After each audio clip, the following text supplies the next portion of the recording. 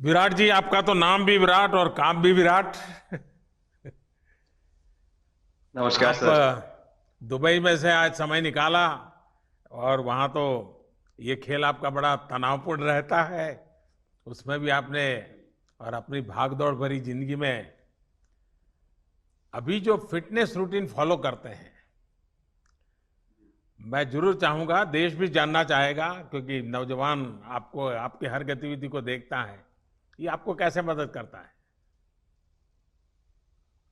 पहली बात तो बहुत बहुत धन्यवाद सर, यहाँ पे हम सबको बुलाने के लिए। सब लोगों ने फिट इंडिया मूवमेंट के बारे में बात करी और इसके फायदे, इसके लाभ हमको रोज अपनी डेली लाइफ में किसी ना किसी तरीके से दिखते हैं। सबने अपने एक्सपीरियंसेस बताए। मिलिंद जी ने भी बहुत अच्छी बातें रखी, बहुत इंस्पिरेशनल उनका भी काम रहा है, उनकी जर्नी रही है पिछले कुछ सालों में। मैंने भी बहुत ऑब्जर्व किया है। और मेरे खुद के एक्सपीरियंस में सर, एक ट्रांजिशन एक्सपीरियंस करने को मिला मुझे कि जिस जिस पीढ़ी में हम खेलना शुरू हुए और जो उस समय खेल की हमारी डिमांड्स थी, वो बहुत तेजी से बदली एक समय के बाद। और मुझे ये एक्सपीरियंस हुआ कि जो एक हमारा सिस्टम बन चुका था, हमारा एक रूटीन बन चुका था, वो हमारे खेल के डिमांड्स के लिए सही नहीं था और उसे बदलना जरूरी था। क्योंकि हमारा खेल बहुत तेजी से आगे बढ़ रहा था और मुझे ऐसा महसूस हुआ कि हम कुछ फिटनेस के पॉइंट ऑफ व्यू से पीछे छूट जा रहे थे। हमारी स्किल में कभी कोई प्रॉब्लम नहीं थी। तो स्वामी जी ने भी बात रखी, आपने भी बात करी, मिलिंद जी ने भी पहले बताया। एक जो सेल्फ रियलाइजेशन की बात है कि आपको खुद से रियलाइज हो कि मुझे क्या बदलना है अपने अंदर। तो मुझे वो एक समय पे खुद भी एक्सपीरियंस हुआ कि नहीं, फिटनेस जो है वो प्रायोरिटी होनी चाहिए। और अगर मैं आपको ऑनेस्टली बताऊं तो पहले खेल को अच्छा करने के लिए फिटनेस मैंने शुरू करी, लेकिन आज अगर प्रैक्टिस मिस भी हो जाए तो मुझे इतना खराब नहीं लगता। लेकिन अगर फिटनेस सेशन मेरा मिस हो जाए या एक्टिविटी मिस हो जाए तो मुझे ज्यादा खराब लगता है। तो इसके फायदे जो हैं तो सर वो सबसे पहले आपको ये जो नया मंत्र जगा, तो दिल्ली के छोले भटूरे का ही बहुत दुखता हुआ होगा। बहुत ज्यादा सर। मतलब जो अभी हमने थोड़ी देर पहले बात करी कि हमारा जो नेटिव डाइट है, एक जिस रीजन से हम आते हैं उसका जो हम वो खाते हैं, उससे मैंने कभी एक्सपीरियंस नहीं किया कि हेल्थ इश्यूज हुए हो या किसी को कोई बीमारियों का सामना करना पड़ा हो। मेरी खुद के एक्सपीरियंस में मेरी नानी, मैंने बहुत समय तक देखा, इतनी ज्यादा उम्र में भी उनकी हेल्थ हमेशा ठीक रही, हमेशा उन्होंने घर का सिंपल खाना खाया। तो मैं जब पला बड़ा तो शहरी खाना, मतलब बहुत ज्यादा बाहर का खाना होता था। खेलने कूदने जाते थे तो आते जाते बहुत सारी चीजें ऐसी खा ली कि जो हेल्थ पॉइंट ऑफ व्यू से अच्छी नहीं है। तो डाइट का भी एक बहुत बड़ा कंट्रीब्यूशन था, जो डिसिप्लिन नहीं था। तो वो फिटनेस, फिजिकल फिटनेस और डाइट दोनों चेंज करना पड़ा सर। उस उसकी वजह से ही चेंजेस आने शुरू हुए। और मैं इस चीज से इसलिए रिलेट कर पाता हूँ क्योंकि जैसे हमारे खेल में चेंजेस आए, आज की लाइफ की भी डिमांड्स बहुत ज्यादा हो गई हैं, बहुत हेक्टिक हो गई है लाइफ। तो अगर हम अपनी फिटनेस को उस पेस के साथ नहीं रखेंगे, सिंक में नहीं रखेंगे, तो हम पीछे छूटते चले जाएंगे। तो अगर हम लोग अपनी फिटनेस को नहीं इंप्रूव करते तो हमारे खेल में भी आज हम बहुत पीछे छूटते चले जाते। क्योंकि आप सिर्फ अपनी स्किल पे डिपेंड नहीं कर सकते। आपका जो मेंटल स्ट्रेंथ है, वो आपका शरीर कितना तंदुरुस्त है और आपका दिमाग कितना तंदुरुस्त है, उस दोनों का एक कॉम्बिनेशन साथ में चलता है। तो अगर मेरा शरीर सपोर्ट नहीं कर रहा है जो मेरा दिमाग सोच रहा है, तो मैं जो करना चाहता हूँ मैं नहीं कर पाऊंगा। तो मुझे आपके ये छोटे सामने छोटे कैलोरी चेंजेस। कम करने का भी तो चैलेंज रहता होगा और इतना बड़ा काम करने का भी चैलेंज रहता होगा। उसको कैसे हैंडल करते हैं?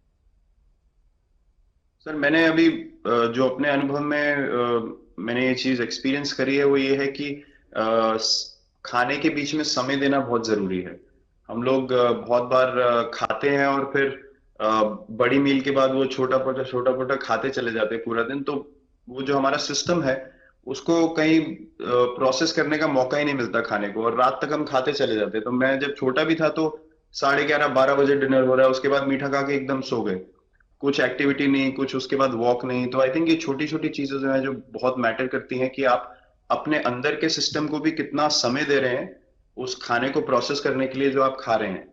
अ, तो उसके लिए अवेयरनेस बहुत जरूरी है कि आप किस वजह से कर रहे हैं। आप अपने आप को ओवरऑल फिट रखने के लिए कर रहे हैं या फिर सिर्फ वेट लॉस के लिए कर रहे हैं, जैसे अभी रुजुता जी ने बोला।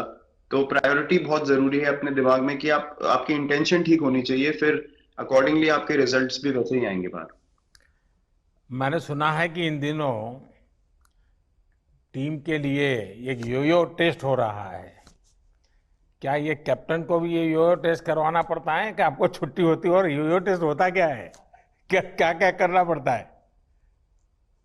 सर टेस्ट ये बहुत जरूरी था फिटनेस पॉइंट ऑफ व्यू से। अगर आप ग्लोबल फिटनेस लेवल्स की बात करें तो बाकी टीमों से हमारा लेवल अभी भी कम है, और हम चाहते हैं कि वो लेवल हम ऊपर लेके जाएं जो एक बेसिक रिक्वायरमेंट है।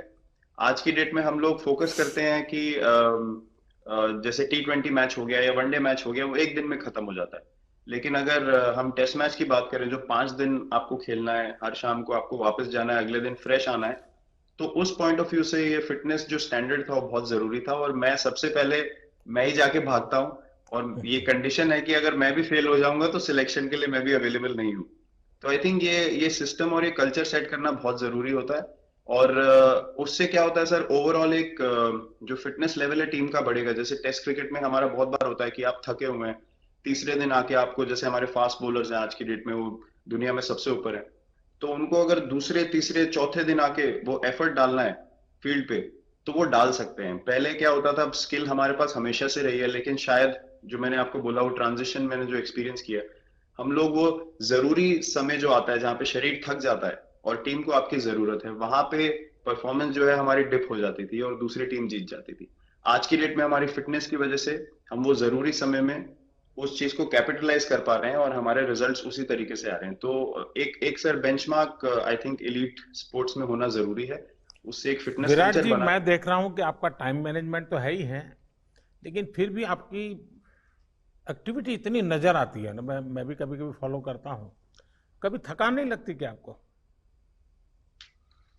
सर थकान अगर मैं ऑनेस्टली आपको बोलूं, थकान हर किसी को होती है। अगर आप फिजिकल एफर्ट करेंगे तो थकान होगी, लेकिन अगर आपका लाइफस्टाइल अच्छा है, अगर आप खा अच्छा रहे हैं, अगर आप फिटनेस रेगुलरली कर रहे हैं, आपकी रिकवरी अच्छी है, तो आपकी स्लीप अच्छी है, स्लीप पैटर्न्स अच्छे हैं, तो आपकी रिकवरी तेज होगी। तो अगर मैं थक रहा हूं और 1 मिनट में मैं दोबारा रेडी हो जा रहा हूं, तो वो मेरा प्लस पॉइंट है। तो आई थिंक वो मैंने एक चीज एक्सपीरियंस करी जो बहुत जरूरी हो जाती है। आपका ओवरऑल लाइफस्टाइल कैसा है उसके ऊपर बहुत डिपेंड करता है।